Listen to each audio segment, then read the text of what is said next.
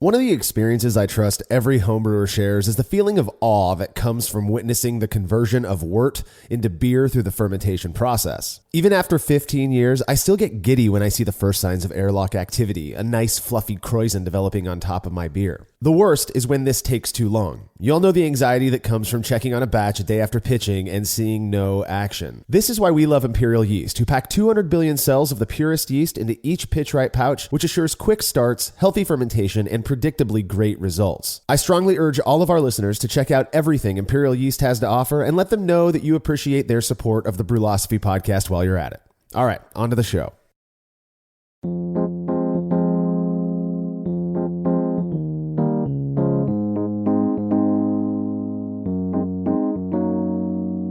Since its inception, beer has evolved in part as a function of available resources and technology, which ultimately led to the emergence of distinct regional beer styles. One example of this can be seen in how certain cultures handled the malting process, particularly the way malted grain was dried. Before modern kilns were widely available, maltsters relied on more direct methods of drying malt, including placing it over an open flame, where wood was the primary heat source. This wasn't a gimmick, but rather a reliance on what was available to accomplish a specific task, and the resultant beers just so happened to have a smoky character that many drinkers eventually took a liking to. This is the Brewlosophy podcast. I'm your host, Marshall Schott, and joining me on today's episode is Will Lovell to chat about smoked beer with an emphasis on the type of wood that's used to impart this smoky character to malt. I know it's probably like a weird, romantical fantasy that I have, but as someone that loves smoked beer, I like to think back to the day that probably almost all beer had some kind of smoky character to it and was probably a little more brown and a little less clear than it is today. And I do like crushable lager, but again, to romanticize about the time when everything was rauch instead of just today where it's very hard to find is just something I really like. But then again, I geek out on this stuff. Yeah. Look, there are very few beer styles that I've yet to brew, and similarly, very few ingredients that I've yet to use. The truth is, even for most styles, I'm not a huge fan of. I appreciate them enough to have made a batch or two on my own, and of course, I always enjoy playing around with novel ingredients. Such is not the case for smoked beers. I've tried many, both commercial and homebrew, and to put it bluntly, I think they're pretty nasty. I genuinely love the fact that other people enjoy these beers, though, so I have absolutely nothing against smoked beer or the use of smoked malt in beer. I just personally don't like beer that tastes like bacon, so it's easily my least favorite style, and as such, I've never felt compelled to make one, and I want to get that out up front because I'm not going to pretend to be some expert on something I'm not. As someone who actually enjoys smoked beer, though, Will, I look forward to discussing them with you today and learning something new. All right, if you enjoy this show and you want to help us to continue producing it, please consider becoming a patron of Brewlosophy, which you can do over at patreon.com/Brewlosophy. By making a small monthly pledge, you'll receive rewards like access to unpublished contributor recipes, unique discounts at YakimaValleyHops.com, and an invitation to a monthly live Q&A session with somebody in the brewing world. The guest for this month, November of 2024, is assistant professor in food chemistry at the University of Arkansas, Dr. Scott LaFontaine. If you've been listening to the Brew Lab podcast, which if you haven't, you really should, this name may be familiar to you, as Dr. LaFontaine has been interviewed a few times by Cade, touching on topics like brewing with rice and how on-bind maturity affects cascade hop aroma. Suffice to say, Scott is a trove of brewing knowledge, and we're very, very excited and lucky that our patrons have the opportunity to pick his brain. He's going to be hanging out with patrons on Saturday, November 23rd, 2024, so make sure to make your pledge of just $3 or more by Friday the 22nd. All past sessions are stored on our private Patreon and Facebook pages, so patrons can go back and watch them whenever they like. Learn more about all of the rewards we offer for your support and become a patron today over at patreon.com/Brewlosophy. Another really easy way to support us is by using the links found at brewlosophy.com/support when you're shopping online. Your experience doesn't change at all, and we get a little kickback for the referral. Feedback is brought to you by Clawhammer Supply, who, in addition to having an awesome YouTube channel chock full of great brewing-related content, sells some of the best electric brewing systems on the market. If you've been considering making the move from propane to electric, you owe it to yourself to check out Clawhammer Supply. Whether you're after a 120-volt 5-gallon unit or something bigger and more powerful like their 240-volt 10-gallon system, Clawhammer has got you covered, and they've also got some other stuff that's not electric as well. Learn more about everything they have to offer at clawhammersupply.com, and don't forget to check out their YouTube YouTube channel as well. Listener Christian Forstall, who lives in Japan, wrote in with some feedback after listening to our recent episode where we focused on dealing with hangovers. Christian said the hangover prevention market in Japan is next level with, and I'm going to probably screw this up, Ukan no Chikara. Literally, translates to the power of turmeric, being the market leader. The core ingredients are turmeric, black pepper, and a dusting of B vitamins 1, 2, 6, and niacin, he says. If I'm heading out for drinks directly from work, I'll grab one of these, and while your mileage may vary, I rarely get hangovers despite the almost competitive drinking culture exhibited by typical salarymen in Japan. If I'm heading out for drinks from home, I'll mix up my own Ukan no Chikara with a teaspoon of turmeric powder and a few grinds of pepper mixed in water. But the holy grail preventative for me is an Ukan drink before I start, a few shots of pickle brine, fermented or kosher pickles, not vinegar ones, he points out, after drinking with plenty of water before bed. If I can squeeze in a greasy meal, that helps, but that's more cure than prevention. What do you think about this hangover, I guess, preventative mix-up stuff that he's talking about here, Will? I'm kind of curious. I really want you to send me like the actual spelling of that because we're talking right now and I don't have those notes in front of me. So I'm not sure I could spell that if I wanted to. But a turmeric kind of vitamin cocktail sounds very intriguing to me as far as like a preventative. The pickle thing makes sense to me, like getting something kind of briny, getting in some of those electrolytes. That makes some sense to me as well. So that seems like a pretty wild time. I've often fantasized about having like a service that would show up with like a real IV, not a liquid IV like we talked about, like a real IV service that would come up and just fill you full of like water. That would be amazing. But you know, mileage may vary. Oh my God. Look, if I didn't make it clear in that episode, I am insanely skeptical of most things, right? Most claims, but pretty much anything that claims to prevent hangovers, especially if some company is making money off of it. I know Jordan and I got into a conversation. I think it was Jordan who uses one of those, you can store-bought, Z-biotic, pills. Yeah, that's right. Yeah, prebiotic type of deal, whatever. Look, I tend to enjoy turmeric flavored teas and such. I have a big bag of this tea that is turmeric flavored. It's delicious. And the elixir that you shared, Christian, sounds like it'd be pretty interestingly tasty, I guess. But it doesn't make any sense to me how it would prevent or even help with a hangover, except for the hydration piece of it.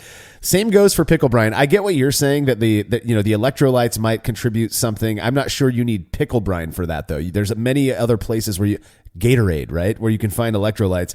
Obviously, water's a good thing because it staves off dehydration, like I mentioned before, which we know contributes to hangover symptoms. And while I'd love to try this Ukan no Chikara you speak of, until I do, I'm going to maintain a healthy level of doubt that it has any real impact. But hey, if it works for you, like anything else in this weird drinking and brewing thing, whether by placebo or something magical in those ingredients, then by all means keep using it. I really appreciate you hitting us up, Christian. If you have show feedback, you could send it to feedback@brewlosophy.com or leave us a note on social media. If you haven't already, please go check out our YouTube channel, The Brewlosophy Show. Host Martin Keene has put so much time and effort into this awesome project, and he's got some really cool stuff in store for the future that we are absolutely confident everyone listening to this podcast will love. You can find it by going to youtube.com/@thebrewlosophy show or just searching up Brewlosophy on YouTube. Make sure you subscribe so you're notified when new episodes drop. Alrighty, when we're back from this break, our focus will be shifting to smoked malt and the woods used to make it.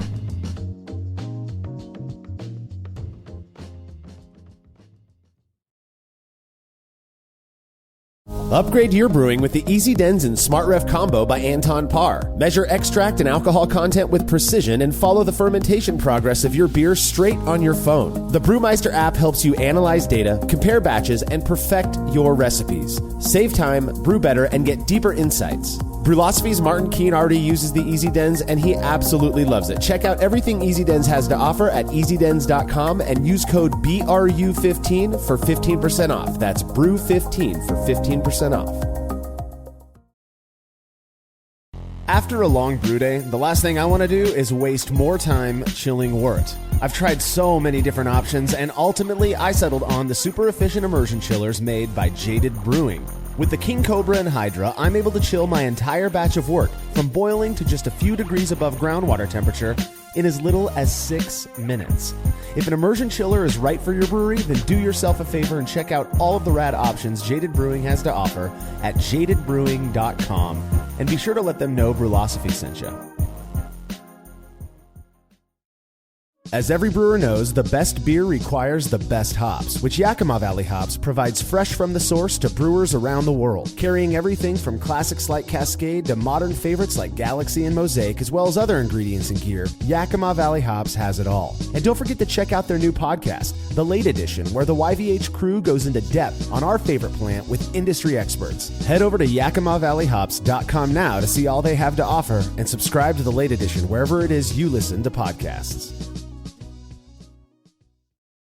Got great ideas, but no idea how to build a website? Get Bluehost. Their AI design tool creates high-quality WordPress sites super fast. Whether you're a blogger, influencer, or launching a side hustle, Bluehost helps boost your growth with built-in marketing and e-commerce tools. Upgrade to cloud and get 100% uptime and 24/7 security to stay online all the time. Why wait? You've got the vision. Make it real. Visit Bluehost.com to get started.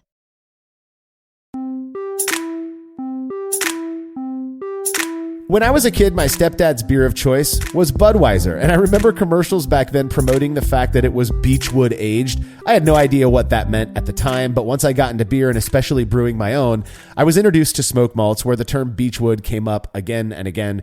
At this point, I knew what Beechwood was, and while I've never been a lover of smoked malt or the beers they're used to make, I was interested to learn that wood from other types of trees are also used to smoke malt, among other things, and many believe it lends to unique characteristics to the resultant beer. Now, before we get too deep into those weeds, we'll start by going over some basic malt history first. Yeah, so in general, since the early 19th century, the vast majority of malted grains used for beer have been dried using a kiln, which is the reason why we're able to heat grains to precise temperatures by using hot air and not exposing it to an open flame and smoke. And this has allowed maltsters to produce much paler malts with more delicate flavors. In fact, without the modern kiln, things like Pilsner malt would not be possible today. Yeah, exactly. And here's the thing. We spend a lot of time talking about malt because it's one of the four main ingredients in beer. And usually that involves some mention of kilning or, roasting or whatever it is. It's amazing the impact that Daniel Wheeler's invention of the drum kiln there and I actually read, I was reading, I believe it was on the Schlenkerla website, that there were other versions of indirect kilns available prior to Wheeler's invention of the drum kiln. I think like 200 years prior, something like that, maybe even more.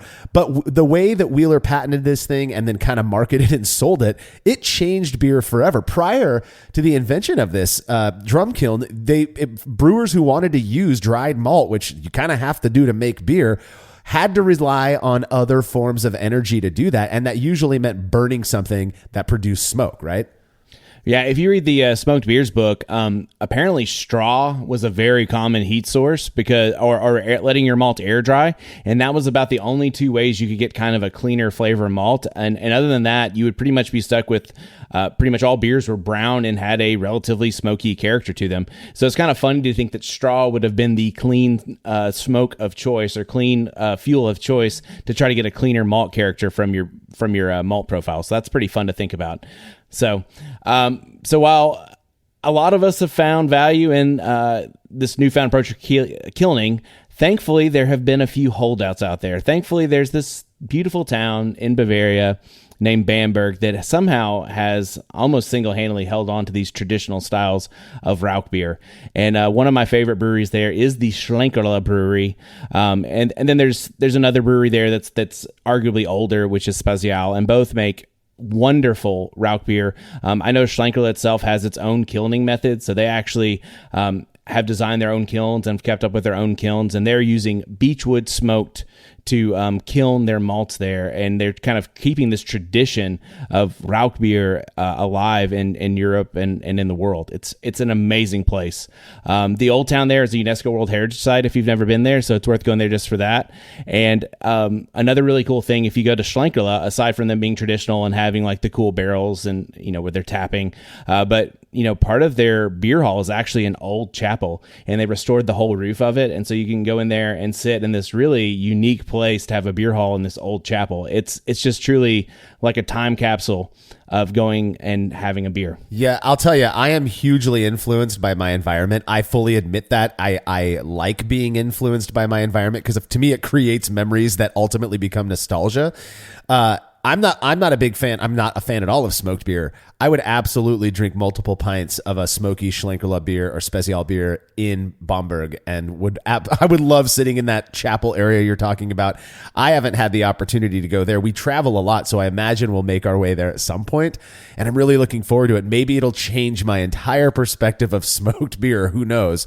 Now, I mentioned this earlier on the Schlenkerla website. They have a great.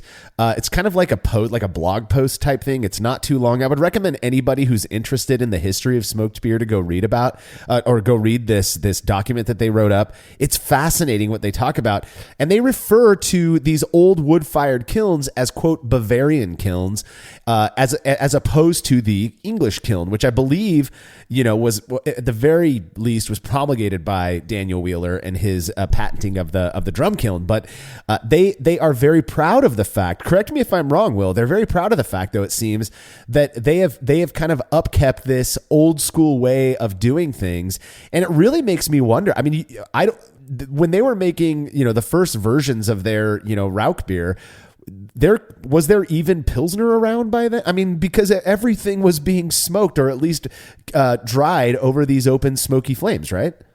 So my understanding, and then Matthias Strom is the current owner of Schlenkerla, and it's kind of been passed down generation to generation. There's several podcasts out there, and so I would go out, and he's a wealth of information. But part of like his thing, like he talks about all that goes into maintaining their kilns and maintaining their brewery, and they have been very slow to change. And he's come out, for somebody that's a business major, he's come out and said there are more profitable ways to run a brewery, and they could have sold out. But part of their real big thing is just preserving the tradition that is Rauch beer in the town of Bamberg and in Bavaria. And so I think he could have probably updated. They could have done so many things differently that would have made them more modern, like all the other breweries out there in the world.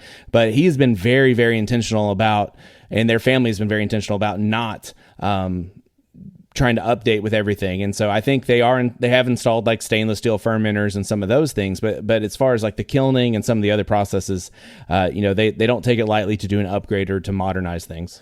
Yeah, God, I want to go see this. And usually when I hear that people are intentionally resistant to progress and moving forward, it's kind of a negative thing. In this case, it really seems just like a positive, almost like a preservation of the historical way of doing things.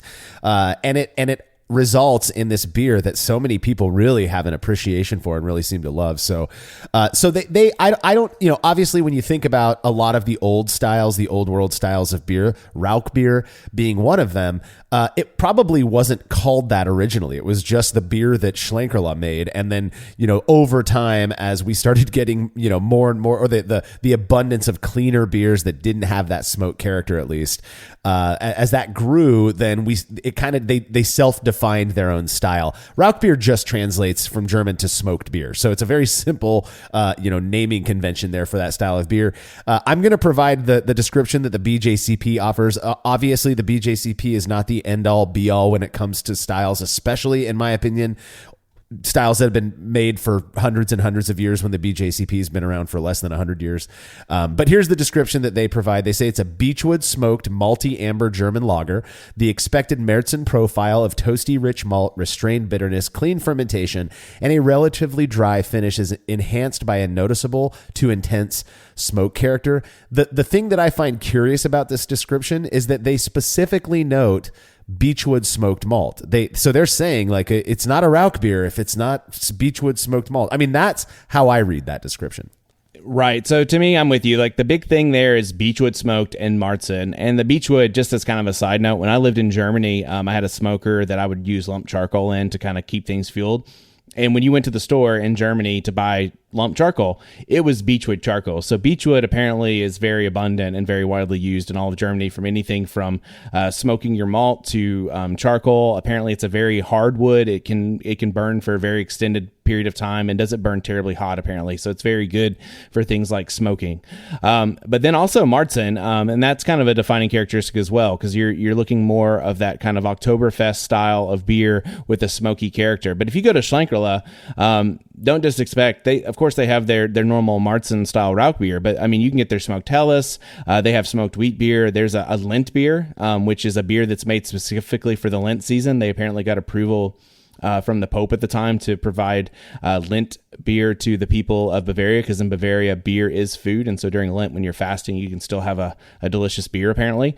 And again, that Beechwood is kind of that traditional flavor that kind of is the common thread through a lot of Schlenkerla's beers. So you've been there, and I'm assuming you've had a flight or at least tried most of, if not all of, the beers that they offer at their brewery. Are all of them smoky on some level? To my remembrance, again, I went there for smoked beers. And maybe the reason I love smoked beer so much is because I just absolutely loved my time in Bamberg and loved my time at Schlenkerla. But yeah, I got to try their Lent beer, which was kind of like, it's a seasonal thing. You have to go during the season of Lent for that to be around. I've tried their Helles. I've tried their Marzen. And I have to say, like, their Marzen's probably my favorite. They had a smoked wheat beer, but I'm not really into wheat beers. And so it was cool that there was a smoky element. But again, the mouth feels just kind of off to me, and I don't enjoy it as much. But the smoky element was still there. Yeah, I really want to go there. Go ahead. I'm curious. They actually have different woods they'll use too. I think they have a newer one. I can't remember the name of it, that uses alderwood. That's interesting. So they have branched out, and then I think they have a Doppelbock that actually uses oak. And so there are some different things, but I think beechwood is the most common wood that they use. Yeah. So, okay, you and I, Will, are the ones who did the episode talking about barbecue, and the fact that, I use a pellet smoker. You have more experience with actual smoking and such. But the wood that is used to smoke meats is purported to impart unique characteristics to the meat. I haven't been able to taste it, but I also fully admit that, smoking meat on a pellet smoker is going to be characteristically or qualitatively different than if you're using lump wood or logs, whatever it might be. So I have to believe on some level that the wood that you're using to smoke malt also matters. Now, malt has been made for hundreds of years, and we know that for the majority of that time, that malt was in some way dried, kilned over an open flame that produced smoke. And there are a lot of different woods and other things, like you mentioned, straw, that were used to do that. This episode, we're going to focus mostly on beechwood and cherrywood because that's the experiment that we did, but we'll touch on some other stuff as well.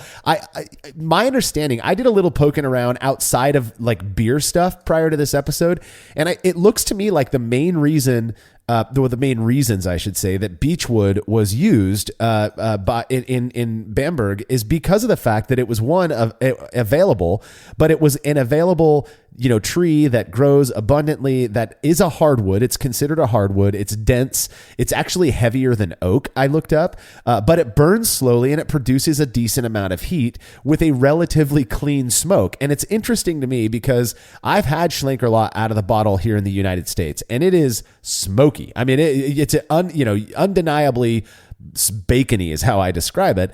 But part of the reason it seems people were relying on beechwood is that combination of the fact that it was highly available because it grows well in Europe, but it also produced a cleaner smoke than other things that you could burn to produce the heat. Right. I think the ultimate history of smoking malt, smoking meat, smoking whatever, except for maybe random plants that people like to smoke, is that I think the common theme is that it's available, right? It's what we have abundantly. The reason people in South Texas use mesquite wood is because you can't throw a rock without hitting a mesquite tree, so you might as well. Right. The reason people in Central Texas use oak is because you can't throw a rock without hitting, an oak tree. And the reason people in Germany, and the reason my charcoal that I bought from the store was beechwood, is because, again, there's quite a bit of beech forest that they care for and that they take care of, and so there's quite a bit of beech there. Yeah. And so it makes total sense to me that you would do that, especially given the characteristics of that it is very dense. It gives you a slow, and then it also gives you a nice mild smoke flavor, which would probably be a little bit more I guess, apt for beer, because you don't want it to be too pungent. I mean, yeah, you're getting bacony flavor when you have their smoked beers, but you're not getting like acrid, smoky ashtray. Right. Yeah, exactly. And when I looked up like the expected characteristics from using Beechwood smoked malt, they described it as being, like you mentioned, kind of a mild smoke character, subtly sweet, nutty with hints of vanilla and honey. I mean, I don't know who's writing those descriptions, because to me, it just tastes like bacon. But, because of its mildness, of that subtlety, it's recommended for use up to 100% in styles like Rauch beer, right? And so, I every time we've done anything with smoked malt, which hasn't been much, we always get somebody commenting, you should have used 100%. That's not so much the case with other types of smoked malt, at least to my understanding. Right. So we talked a lot about Schlenkerla, but probably I think the experiment we're about to talk about, the brand that they used of Rauch malt was Weirmann. And Weirmann is also ironically located in Bamberg, or maybe not so ironically. And they also use Beechwood smoke to make their Rauch malt, which is kind of a very traditional way of going. And so, so it makes a lot of sense. And it's very similar, where they say you can use up to 100%. And I'm sure you can. It's just kind of like, how hammy or baking do you want? Do you want the smoke to be more of like a background note, or do you want it to be on the forefront? And that's kind of the balance as brewers when we're making Rauch beers that we have to kind of walk.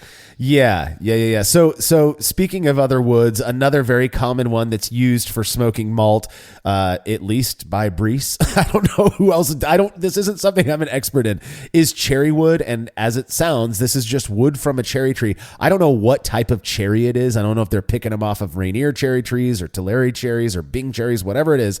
But fruit trees are technically hardwoods. They're hard. They're not as hard as some hardwoods. Actually has a lower hardness rating than beech altogether, but it's still quite hard. It's pretty close, kind of in between beech and oak is what I was seeing. It burns slowly with good heat production, just like beech does. Now, the description for Cherrywood smoked malt is mild and slightly sweet. Again, very similar to Beechwood, but this time, instead of hints of vanilla and honey, you get subtle hints of fruitiness. And there's a part of me that wonders if that's not, that description isn't a function of the bias that one might have of a wood that is from a fruit-bearing tree. Who knows? Because when I've had Cherrywood smoked, I only had one actually. I've ever sampled a homebrew that somebody used some of that Brees Cherrywood malt. It tasted exactly the same as any smoky beer that I've ever had. I got no fruitiness from it, but that could just be because I'm already so kind of biased against smoked beers. I don't know. Have you ever tasted differences in different, types of smoked malt? So, when it comes to wood and smoking, I think I've tasted differences like when I've smoked chicken and things, because I have smoked chicken with Cherrywood and I've smoked chicken with mesquite and various woods.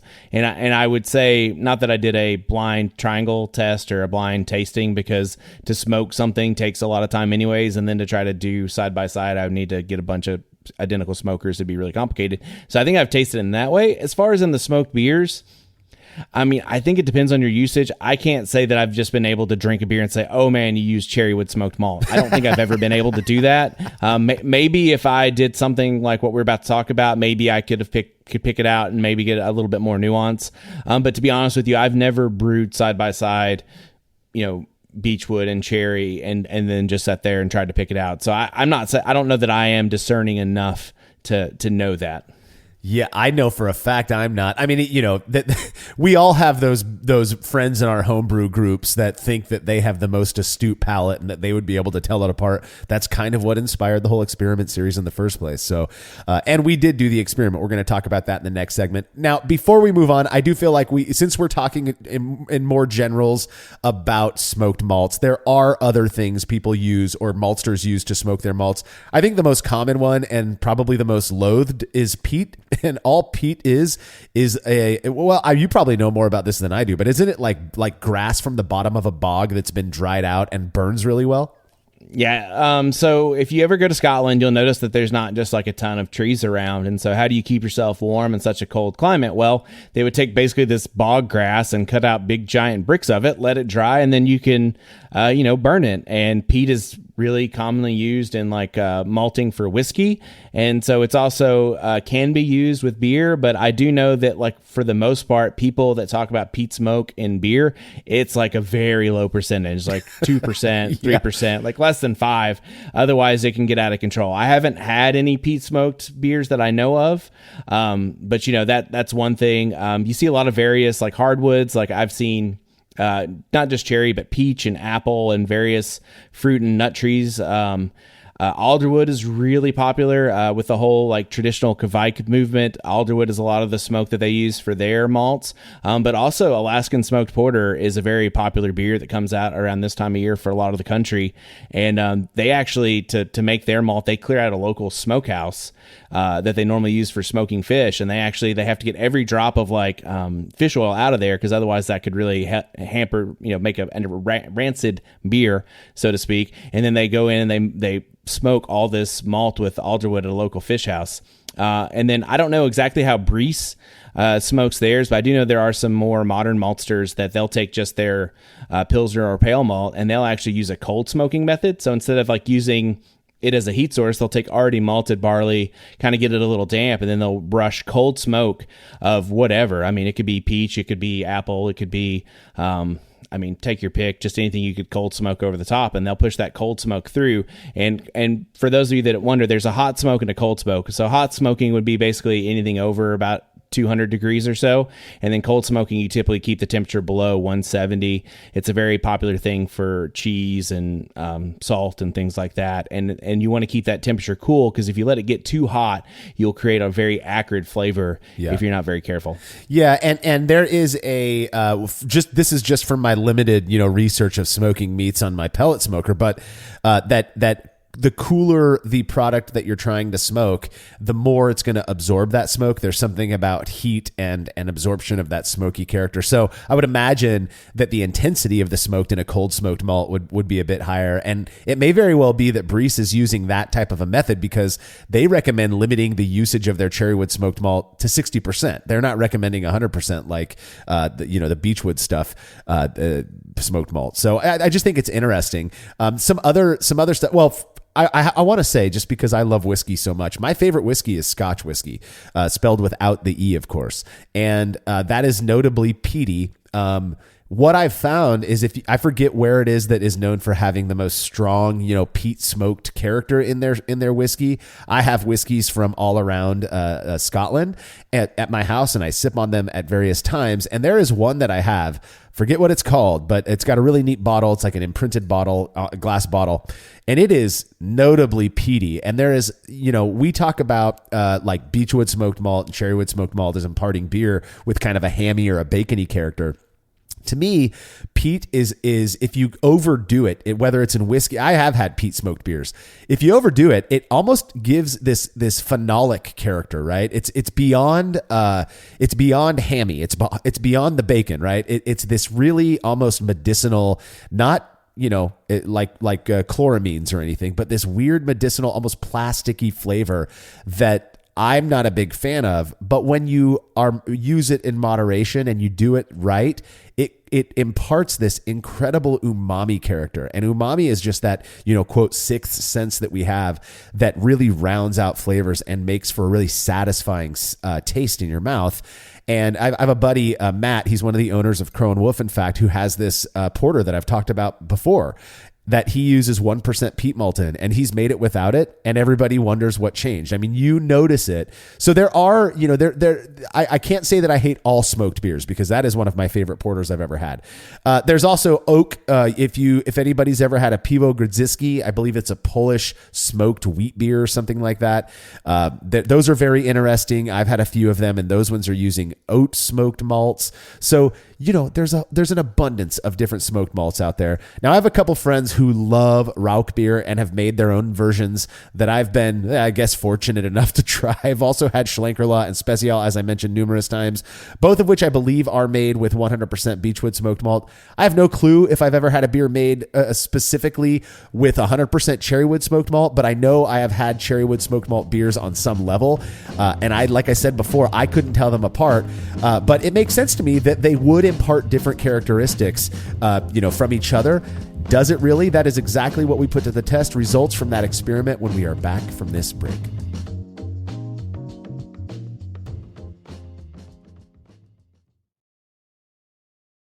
There's no denying that stainless steel is the best material for brewing equipment, and Delta Brewing Systems offers some of the lowest prices on high-quality stainless gear, like the Firm Tank, which in addition to holding 8 gallons or 30 liters of wort, comes with a domed lid to even further reduce the chances of a messy blow-off. Plus, it can hold up to 4 psi of pressure for closed transfers. Delta Brewing Systems also has their own line of brew kettles, as well as one of the lowest-priced all-in-one electric brewing systems out there, and their prices are shockingly low. If you're in the market for legit stainless gear that won't break the bank, do yourself a favor and head over to deltabrewingsystems.com today.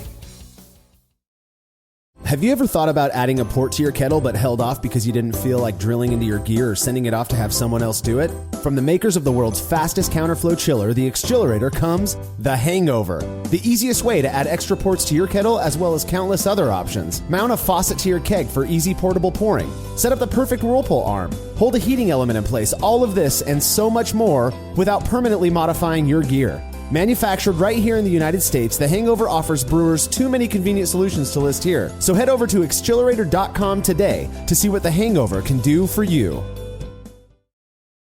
Imagine relying on a dozen different software programs to run your business, none of which are connected, and each one more expensive and more complicated than the last. It can be pretty stressful. Now, imagine Odoo. Odoo has all the programs you'll ever need, and they're all connected on one platform. Doesn't Odoo sound amazing? Let Odoo harmonize your business with simple, efficient software that can handle everything for a fraction of the price. Sign up today at odoo.com. That's ODOO.com.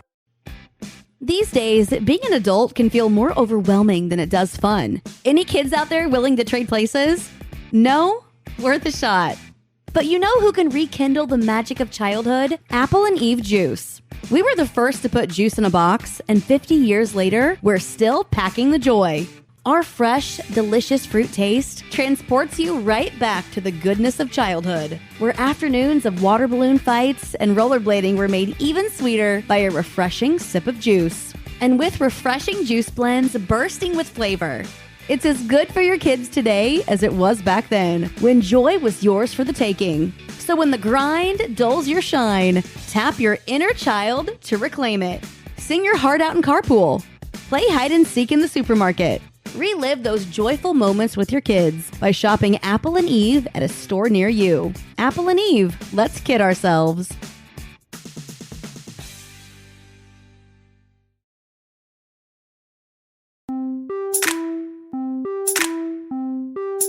While I may not be the biggest fan of smoked beers, several Brewlosophy contributors, both past and present, absolutely are, including Phil Rusher, who a few years ago was very curious about the potential differences between Beechwood and Cherrywood smoked malts, so much so that he designed an experiment to test it out. Now, in this one, he did a Rauch beer, 2 5-gallon batches of Rauch beer. Am I saying, is it Rauch beer or Rauch beer? So it may depend regionally, but I was always corrected to say Rauch beer. You can say Rauch beer, and then depending on where you're at, somebody's skin may crawl out, and their Germanness may slap you. So I always say Rauch beer, and that's how I kind of learned to pronounce it. And so, I mean, I'm sure somebody will email us and tell us we're wrong one way or another. So, but I go with Rauch beer. But if you want to say Rauch beer, if that's what your heart says, then say it, Marshall. Well, I'll tell you, this is an aside that I could have asked about earlier, but I got corrected because I always called it Rauch beer, and somebody told me, no, it's Rauch beer. But that person who told me that was like an American who'd never been to Germany. So whatever. Anyways, I've been corrected by Americans that have never been to Germany too. So it's kind of fun. Oh my God. Yeah. Welcome to the present world we live in. So anyways, these recipes, they were identical with the exception of the Beechwood or Cherrywood smoked malt. For these ones, Phil went with 75% Munich malt, 23% either Beechwood or Cherrywood smoked malt, and 2% black malt. Now, there again, people are going to scream foul here, cry foul. Oh, you should have done 100% if you really wanted to taste a difference.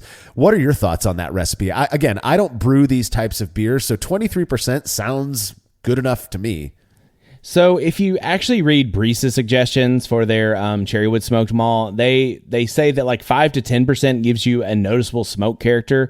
In lighter styles like Scottish Ales Oktoberfest, they say 10 to 20 gives a pronounced, and then they say 30 to 60%, and they only recommend that level for darker styles like stouts or porters. And so I think either it's just the nature of Cherrywood or the nature of how they're smoking it. It seems like it's not the same apples to apples as, say, like a Beechwood for Environment where, you could go up to 100%. So I think if you went too far above 23%, you'd be getting really bold with that product, with my knowledge of how it works and how it's going. So I think he kind of pushed the limitations of what Breeze recommends for an Oktoberfest by going at 23% instead of 20, which is the max of what they recommended for Oktoberfest. So I think he probably put it in a pretty good spot. I don't know what the black malt was for, but maybe he just needed a little color. I'm not sure. Yeah, I'm almost certain it was just for color correction, because he was trying to make a Rauch beer that looked like a classic Rauch beer, and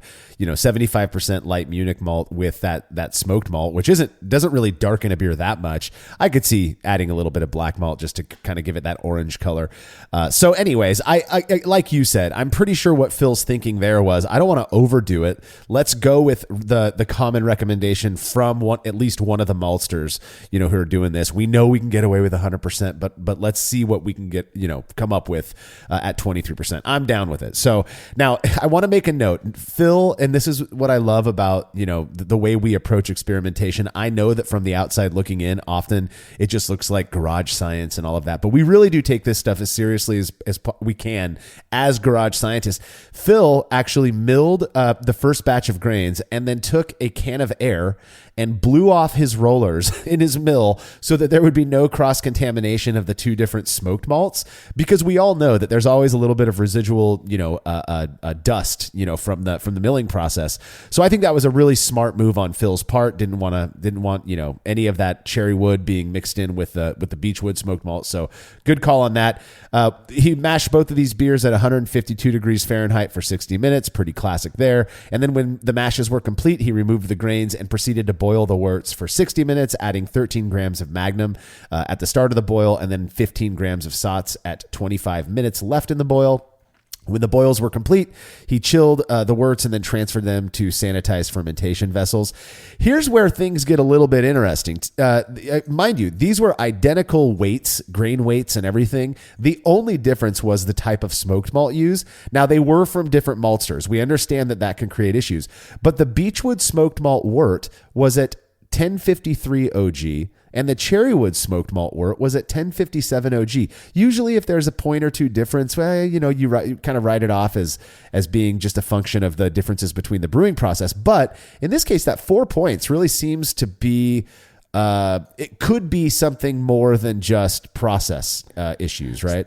So, to me, this could be a functional variable. Again, like you already alluded to, there's two different maltsters. I looked at the modern day specs from Breeze's website, Environment's website, and Breeze has a dry extract of like 80%, and Environment specs a dry extract of like 77%. It could be, and the variation could have been even broader, 2-3 years ago whenever this article was made. I guess it was 5 years ago this article was written. And so the variation could have been even broader then. And, it's two different continents, two different malt varieties. One could just be a little bit hotter than the other. So I'm not terribly concerned. I don't know. Maybe even the smoking method, depending on how each one does the smoking, could influence the fermentability and the extract. I'm not sure, but to me, it seems like it could just be a function of two different variables, two different maltsters, two different processes. Yeah, just something to keep in mind. To me, it's like once you get past that 3 specific gravity point difference, I start to go, all right, I'm going to put a pin in that. And if things do pan out that these beers are reliably, discernible by tasters, then maybe we can go back to the OG thing. So I just found that really interesting. Another possibility in my mind was, the smoking process is in part a kilning process. And I wonder, how hot did the Beechwood smoked malt get compared to the Cherrywood? And did that heat impact the overall ability for it to convert. Who knows? I just think it's interesting. So at this point, though, the worts were chilled. They were in their fermentation vessels. Phil split a starter of my favorite lager yeast, Imperial Yeast L17 Harvest, between the two batches, and then he fermented them in a temperature-controlled chamber at 64 degrees Fahrenheit or 18 degrees Celsius for 3 weeks before taking hydrometer measurements. And again, a slight difference. This one's not as big, but when you consider the OG, I don't know, it says something. The Beechwood beer was at 1015 FG, and the Cherrywood beer was at 1016 FG. So a little bit more attenuation in the Cherrywood one, but it did bring the ultimate delta down a little bit closer. Yeah, to me that just seems like that cherry malt must be running just a smidge hotter than the Beechwood, because really, like, that's pretty impressive to be 4 points higher in the OG, and then only finish like one final gravity point above the other one. So that's pretty impressive to me. And again, get the ABV difference is not that extreme here, but again, that is something that is an objective observation here that we can at least point back to. Yeah, I think it's interesting. I would have loved, by the way, at this point, as much as I might not like smoky beers, to do it. In fact, we've had fans of the show, fans of the experiments that we do, recommend that we just do straight up malt triangle tests, where you have people like sample unmilled, Munich malt next to unmilled, Vienna malt or something like that, and see if they can pick them out in a triangle test. I would love to do that with these two different smoked malts. I mean, can you taste a difference before they're used in their, kind of raw form? I don't know. It'd be interesting to see. So at this point, the beers were pressure transferred to CO2 purged kegs and placed on gas in Phil's Keezer, where they were allowed to carbonate and lager for about 2 weeks before they were ready for evaluation. Now, I'm looking at a picture of these beers. They're right in front of me, and I don't see anything that looks different between them at all. The beer on the right does appear to have been poured first because it has a little more condensation on the glass. But other than that, they have similar color, similar, beige capaphone on the top of them. Their clarity is about the same. Do you see any differences between these beers? I think both of them definitely look the part. They both look the part of a Rauch beer to me. They look the part of that kind of Marzen-esque, kind of ambery, orangish color. I really like the way they look. I kind of look at the one on the left and maybe just a hair darker, but it could just be lighting that I'm looking at. Because I've taken these pictures and it's really hard to get the perfect lighting to where they look exactly the same. And so really they are definitely, they both look the part. They both look really, really close. And so again, nothing crazy out of the ordinary of one versus the other. Exactly. And, honestly, you wouldn't really expect much of a difference based on the type of smoked malt you're using. If one was notably darker than the other one because of the kilning or whatever, yeah, you would. But these ones are roughly the same looking types of malts before they're being used anyway. So I think the fact that the appearance, they just look like Märzens, that makes sense to me. Now, before we serve these beers to our blind panel of tasters, we always do a series of triangle tests ourselves. And back when Phil did this was pre-COVID. We weren't doing our standard 5 triangle tests and reporting that. We would just do a few and then report on that in the My Impressions section of the article. And in this case, Phil only did 3, but out of those 3, he didn't get a single one right. He did mention that prior to performing his triangle test, when he was just doing side-by-side, completely sided comparisons, he sort of thought he perceived a slight difference between the beers. And I think he mentioned to me that he felt like the one made with Cherrywood smoked malt was a little bit fruitier. And, lo and behold, that's exactly the description that we knew of going into this experiment. So he acknowledged that those perceptions up front were likely a function of his bias based on what he'd read about these malts. So, man, have I been there where you're getting them side by side, you swear you can tell the difference, and then you get behind the old blind triangle and it's a big old wah wah and it stinks, man. Some people are like, well, can't you just train yourself, your palate to get the difference since you're trying them ahead of time? And I've thought about that, and sometimes because of your bias of what you think they should be, you get something in your head that, cherry smoke's supposed to be fruitier, and so you convince yourself that it's fruitier, but then when you get behind that blind triangle test, it's just not there, and you're like, oh crap, what has my brain tricked me into thinking at this point in time? And I'd also say that you can get palate fatigue pretty quick on smoke beers, so I would think that if you went if you got the first one wrong, it'd be really hard to get the subsequent ones wrong if you had palate fatigue set in pretty hard.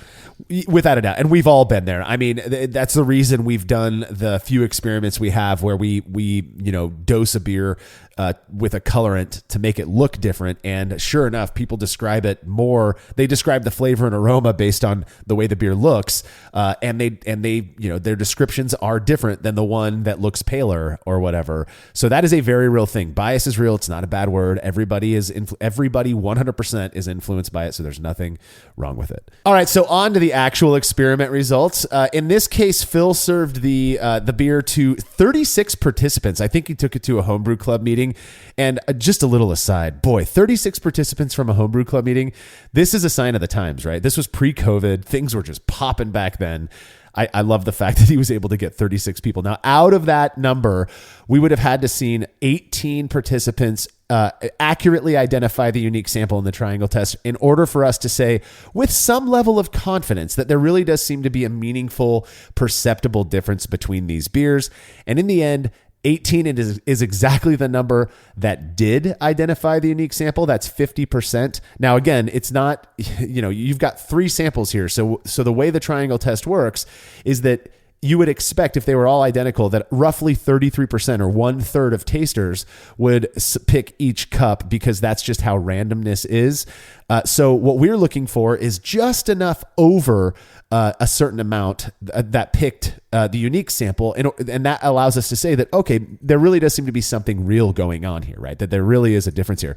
So in this case, we found a significant result. That number was reached, that threshold was reached, and that leaves us with the ability to say that tasters really did seem to be able to reliably distinguish these beers, which from there we can say, maybe there was a difference. Oh my word. Even at 23%, that Beechwood smoked malt at 23% in a Rauch beer really produced some subtle difference over the Cherrywood smoked malt beer used at the same rate to the point that people could tell them apart. Fascinating to me. I think that's awesome that he got 36 participants because that kind of ups the ante on the sample size because, normally we try to get at least a minimum of 20, but to even go above and beyond that by 16 more tasters and then still have the expected value of 18 come across to get that 50% of people being able to tell the difference. That's really quite amazing. And I really think I think it makes you feel a little bit more positive, a little bit more, I guess what's the correct statistical word? A little more confidence in the actual results of this particular experiment. So that's pretty awesome. Yeah. No, I agree with you. I didn't mean to cut you off. I agree with you. And that's why, what we're doing is not easy. And so when we set our threshold at 20, that was through consultation with 3 different sensors. Well, one statistician and then 2 sensory scientists that I consulted with. And 20 was what we settled on. So people out there who get up in arms about the fact that we're not serving it to 1,000 people, go try to do one experiment and get that many participants. 36 though, that bolsters that confidence that we have in this. And I really appreciate that. What's crazy to me is that Phil, an arguably astute beer taster, was completely unable to tell these beers apart. But half of his sample, which again puts us into the significant range there, was able to distinguish these beers. So they were picking up something that Phil wasn't. That's always a fascinating experience for me when I've had that happen in my experiments. Oh man, I've totally been there where you're like, oh, it's a significant experiment. Let's go do these triangles. And all of a sudden you're like, I went 0 for 5. How could I be so bad at this when it was a significant experiment? So obviously, that kind of makes it even more impressive. I love even though he was unable to pick up that slight thing, and again, it could be palate fatigue, because when you start doing these really hoppy or really smoky beers and you're trying to do these triangle tests, it's real easy for your palate to kind of get wiped out, after the first couple of tastes to do that. So, but thankfully for his tasters, they weren't victims of the same thing.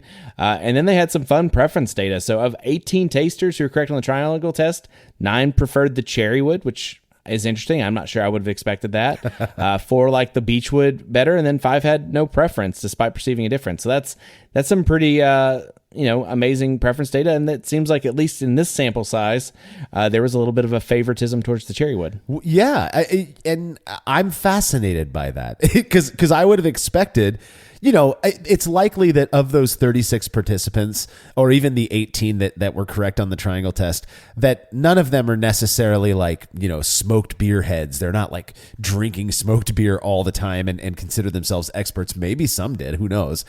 But the fact that I would have assumed that they would have gone with what was familiar, which in my mind is Beechwood smoked malt, because it's so easy. I could run to Total Wine right now and grab some Schlenkerla. Cherrywood smoked malt to me is kind of a boutique thing that you're going to find mostly among home brewers or your local small craft brewery, something like that. So the fact that they liked that more, I would say, preference is subjective. We say it all the time, but if you're out there making smoked beers or Rauch beer and you're using, classic Weyermann Beechwood smoked malt, maybe give some Cherrywood smoked malt a try. It might produce something you really enjoy. Now, by BJCP standards, it wouldn't be a Rauch beer, of course, because you got to use Beechwood smoked malt.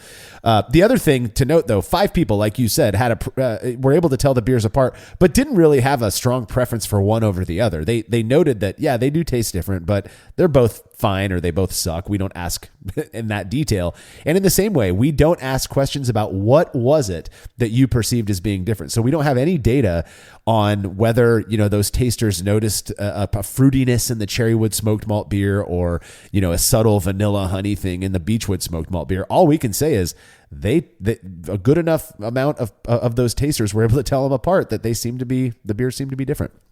Yeah, I will say one thing. One criticism of Weyermann Beechwood smoke that I hear, and you can take it or leave it, is that some people don't feel like it's strong enough or doesn't have enough kick compared to some other smoked malts. And so it may just be possible that the 18 people, those 9 were just super Rauch beer fans and really wanted more of that smoky punch. So I've seen that before too. Like we all know that taste is very subjective, and nothing is more interesting than entering a Rauch beer across multiple competitions, because you will get anything from not enough smoke to way too smoky all across the board, just depending on who's actually judging your flight. And so maybe he just has the smoke lovers club there. They're all good, solid, this week in Rauch beer supporters over there with John Hall. Who knows? But to me, this could mean a couple of things. And, one is that cherry tastes different than Beechwood, which kind of on the face of it seems like the obvious choice. Obviously, my references to Cherrywood smoked meat versus oak versus Beechwood. Like I feel like I've been able to test those differences kind of anecdotally, but also, again, the strength. Like, so does the way that Brie smokes their malt, I don't know if it's a cold smoke or a different way, does it produce a different quality or different intensity of smoke that would lead you to kind of maybe distinguish these beers apart? So those are the kind of questions that I have about it. And again, without knowing exactly how Brie smokes their malt, I guess I don't know that answer. Yeah, I'm with you. I mean, I even the fact that I don't like these smoked beers, I find these types of results just absolutely fascinating, because it really does, to me, it opens up the idea of using different types of things that we may not be necessarily familiar with. So again, if you're into smoked beer and you've been using one or the other, try some of these other smoked malts. Try them out. It may be something that you end up preferring over what you're doing currently. So we did get a couple reader comments I want to get to, not too many. The first one comes from Adam, and it sounds like he runs homebrewnotes.com, so go check that website out. Adam said, "I'm one of the few brewers who enjoys smoked beers enough to keep one on tap at all times." My word, Adam, that is some dedication there. He says, "I've vacillated on the smoked wood types, but keep coming back to Cherrywood for the sweeter, less astringent taste." Fascinating. Yeah, I think that's very interesting. And I do wonder, too, because I used to work at a homebrew shop, and it was a little bit easier for us to have the Breeze Cherrywood because it's domestic on around versus having fresher versions of like Weyermann Beechwood and some of the other like more European styles. And so maybe it's just like what did you cut your teeth on? So maybe, if he cut his teeth on Cherrywood and he likes it better, then that's amazing. Obviously I kind of cut my teeth on smoked beers while I was in Germany, and so maybe that's why I'm so attracted to Beechwood, that I'm just chasing that memory. And so either way, I think it's awesome. I feel like I need to go play with Cherrywood a little bit more and go give it another try after reading that. You go play with that Cherrywood, Will. Next comment comes from Jason Chalafor, who says, looking at the spec sheets for both malts. Okay, so I'm going to cut in here. Jason's going to comment here on the OG difference, okay? He says, the Breeze Cherrywood smoked malt actually has a higher extract than the Vireman Beechwood smoked. That explains the higher SG in that beer. If I were to take an educated guess, Vireman uses lots or batches of barley that are higher in protein to make their Beechwood smoked malt compared to Breeze and their Cherrywood smoked malt. That is kind of what I presume anyways, and the fact that Jason is giving us some actual numbers here. I mean, he's not sharing the numbers, but he went and looked and did the research at the spec sheets and all that. That makes perfect sense to me that we would see that, relatively minor difference in OG. Yeah, we covered that kind of around the time where we got there. And yes, I agree. Like when I looked it up, the extract differences were just a little different. I think it was 80% versus 77%.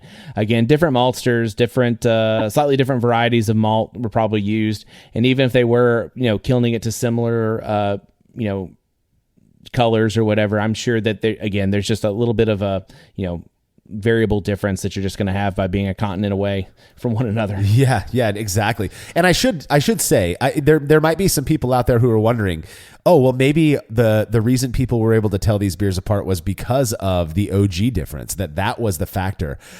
It could be, we can't sit here and say with certainty that wasn't it, but we have done over 500 experiments, probably, a good 10%, give or take, of those have had, big OG differences. If you go look at our mash temperature experiments, they've had vastly different OG differences, and people couldn't tell those apart. So I really don't think that's what it was. But again, we gotta stay open to that being a possibility. I think the reason the people in this experiment tasted a difference was because Beechwood smoked malt and Cherrywood smoked malt are just different. And that makes the most sense to me. But that is all the time that we've got for this episode. Do you have any last words before we wrap up, Will? No, I think we've covered it, and just get out there. I'm excited to keep exploring the topic of smoked beers, and maybe I'll send a few to Marshall to kind of punish him at some point in time. Look, when the Brew Club does Rauch beer for their average brew thing, Will, do you know how funny that episode's going to be? Because me and my friends are not big smoked beer fans, so we will drink every single one of them and comment on them. Maybe it'll be a learning experience for me. But until then, don't forget to check out our newest podcast, the Brew Lab, where host Kate Job takes you into the lab with real brewing scientists to discuss the fascinating research they're doing on our favorite beverage. And as always, you can read more about the experiment we discussed by clicking the link to the article on brewlosophy.com in the description of this episode. The Brewlosophy podcast is made possible by the generous support of our sponsors, as well as all of our rad listeners. We seriously could not do this without you. Cheers to everyone who has subscribed and left a review of our show. It makes a huge difference. If you haven't yet, please consider doing so. Head over to brewlosophy.com/support to view a list of ways you can easily help us to continue producing this podcast. If you want a reward for your support, visit patreon.com/brewlosophy. Thanks again for listening. We'll be back next week with another episode of the Brewlosophy podcast. Until then, think beer. Start off the morning with some hot tea, lemon and honey cause it suits my bro.